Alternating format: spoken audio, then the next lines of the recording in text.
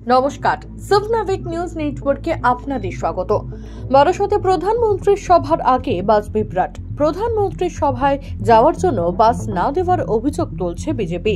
যদিও নিজেদের বিরুদ্ধে ওঠা সমস্ত অভিযোগ অস্বীকার করেছে বাস মালিকেরা, কাঠগড়ায় তৃণমূল।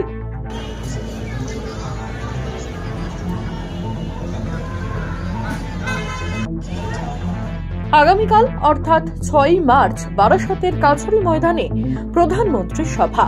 সেই সভা থেকেই সন্দেশখালীতে নির্যাতিতা মহিলাদের সঙ্গে কথা বলবেন প্রধানমন্ত্রী নরেন্দ্র মোদী নিজে। সেই সঙ্গে লোকসভা নির্বাচনের আগে প্রধানমন্ত্রীর এই বঙ্গ সফর খুবই তাৎপর্যপূর্ণ, যার ফলে সেদিন বিভিন্ন প্রান্ত থেকে বিজেপির কর্মী সমর্থকেরা যাবেন বারাসতের কাছারি ময়দানে বিজেপির সভায়। এ পর্যন্ত কোনো খবর না। খবর হলো বাস পরিষেবার অভাবে এবার সেই সভায় যোগ দিতে যেতে পারছে না কর্মীরা, উঠছে এমনই অভিযোগ। এদিন সাংবাদিক বৈঠক করে বিজেপির বনগাঁ সাংগঠনিক জেলার সভাপতি দেবদাস মণ্ডল জানান, প্রথমে কোনো আপত্তি না থাকায় টাকা অ্যাডভান্স করে দেওয়া হয়ে গেলেও আচমকা বাস মালিকেরা জানাচ্ছে যে তারা বাস দিতে পারবে না।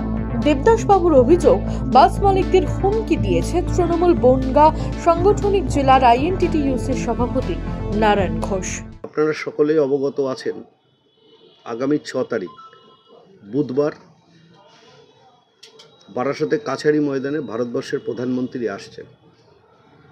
নারী শক্তি মাতৃবন্ধনার যে জনসভা হবে, সেই জনসভায় মায়েরা যাবেন, তার জন্যে কিছু গাড়ি আমাদের মণ্ডল সভাপতিরা বনগাঁতে বিভিন্ন বাস রুটের বাস ঠিক করেছেন।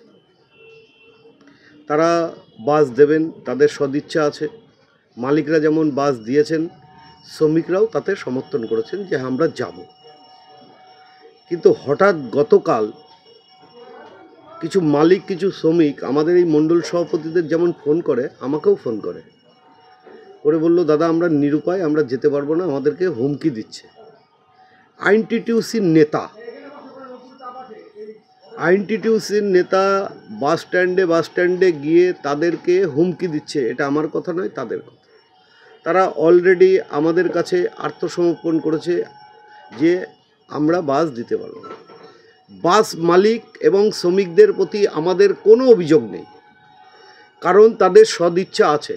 কারণ তাদের বক্তব্য, আমরা বাস ব্যবসায়ী, আমাদের বাসে সব দলের লোকই ওঠে, চিহ্নিত লোক তো এইভাবে ওঠে না। সাধারণ যাত্রী, তারা কে তৃণমূল, কে সিপিএম, কে বিজেপি, কে কংগ্রেস, কারণ আমরা পাবলিক পরিষেবা দিচ্ছি। আমাদের কাছে যখন বাস তৃণমূল নেয় তখন আমরা দিয়ে দিই, আমাদের তেল খরচ দিয়ে বাস দিতে হয়। আর আজকে আমরা ভাড়া পাচ্ছি, ন্যায্য ভাড়া পাচ্ছি, আমরা বাসটা দিতে চাই আপনাদেরকে। শ্রমিকরাও বলছে আমরা দিতে চাই। কিন্তু আজকে তিনি গতকাল আইএনটিটিইউসির যে নেতা আছেন, এই ফরকা নেতা, ভুইফোর নেতা, যার ভাষা জ্ঞান নেই, যে একটা মঞ্চে দাঁড়িয়ে অশ্লীল ভাষায় রাজনৈতিক বক্তব্য তো রাখে না, অশ্লীল ভাষায় কথা বলে, সেই নেতা তাদেরকে হুমকি দিয়ে আজকে বাসগুলো ক্যান্সেল করে দিয়েছে। যদিও দেবদাস মণ্ডলের সমস্ত অভিযোগ অস্বীকার করেছেন তৃণমূলের বনগাঁ সাংগঠনিক জেলার আইএনটিটিইউসির সভাপতি নারায়ণ ঘোষ। তিনি বলেন, যে সমস্ত অভিযোগ করা হচ্ছে সেগুলি সম্পূর্ণ ভিত্তিহীন। যিনি বলছেন তিনি বোকা নাহলে কথা বলে। আমি তো ট্রেনের নেতা, এটা মালিকদের ব্যাপার, এরা জানেই না একটা বাস নিতে গেলে কী করতে হয়। আমরাও তো বিরোধী ছিলাম, আগে চিঠি করতে হয় মালিকদের, এবং মালিকরা মিটিং করে বসে তারপরে মালিকরা বাস দেয়। গায়ের জোরে চাইলে তো কেউ দেবে না। উনি দাবি করছে যে মালিকরা সকলেই রাজি আছে, মালিকদের অ্যাডভান্সও করা হয়েছিল, শুধুমাত্র এই নেতার নির্দেশেই, নাম না করেই তিনি বলছেন নেতার নির্দেশেই ভয় দেখানো হচ্ছে, সে কারণে তারা কেউ দিতে চাইছে। একটা কথা বলি, বোকা কথা তো। আমরাও গেছিলাম কোথায়, দিল্লি। আমাদের বাস কী করেছিল আপনারা জানেন না? নরেন্দ্রবাবু তিনি কী করেছিলেন? ইনি তো চুনোপুটো নেতা। নরেন্দ্রবাবু কী করেছিল? আমাদের বাস আটকে দিয়েছিল।